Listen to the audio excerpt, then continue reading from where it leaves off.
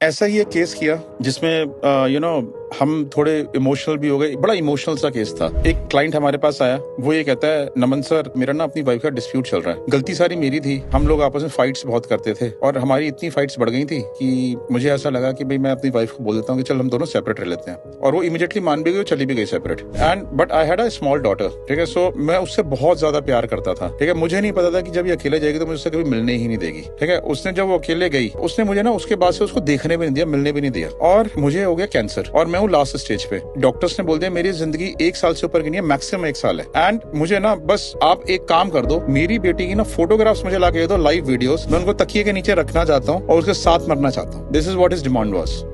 उसकी बात सुनकर ना हम भी इमोशनल हो गए। मैंने कहा कि ये मैं आपके लिए ना फ्री ऑफ कॉस्ट करूंगा काम, I will not charge you for this, ठीक है, I will do this for you. तो मैंने अपनी टीम जो है, जहाँ पर उसकी वाइफ रहती थी, वहां पे अपनी टीम को लगा दिया। अच्छा, हमें ये भी नहीं पता कि जो बच्चा है उसकी वाइफ ने अपने साथ ही रखा हुआ है, किसी दूसरी लोकेशन पे रखा हुआ है, ठीक है। तो हमें क्या करना पड़ता था कि उसकी वाइफ को फॉलो करना पड़ता, ये देखने के बच्चे की लोकेशन कहाँ की है। तो जब उसकी वाइफ को फॉलो करते थे तो हमने देखा कि वो एक आदमी से जाके मिल रही है। They are drinking together, they are smoking together, they are having fun together, they are checking to the hotel together. हमें पता चल गया तो अफेयर है इसकी वाइफ का, तो जबकि वो हमारा टास्क ही नहीं था पता करना, बट हम बच्चे की वजह से उसको फॉलो करे तो हमें पता चल गया कि इसका तो अफेयर है, ठीक है। फिर बच्चे से जाके मिल नहीं रही थी और बच्चा में कहीं दिख भी नहीं रहा था। तो हमने वाइफ के बारे में और फर्दर इन्वेस्टिगेशन करी, ये पता करने के लिए बच्चा कहाँ पर है। तो हमें ये एक्सीडेंटल डिस्कवरी हुई कि इस लड़की का अफेयर इस आदमी के साथ कॉलेज टाइम में चल रहा है। During the course of the marriage with this person she was maintaining the relationship with this person also. और ये बात उसको मालूम नहीं थी। और जो सारा डिस्प्यूट का कारण था दोनों की मैरिज में, वो इस लड़की का अफेयर था। और वो अपने आप को गिल्ट समझता आ रहा है कि शायद मैंने अपनी वाइफ को अलग जाने के लिए बोल दिया। फिर हमने फाइनली उसके बच्चे के बारे में पता किया कि वो कहाँ पे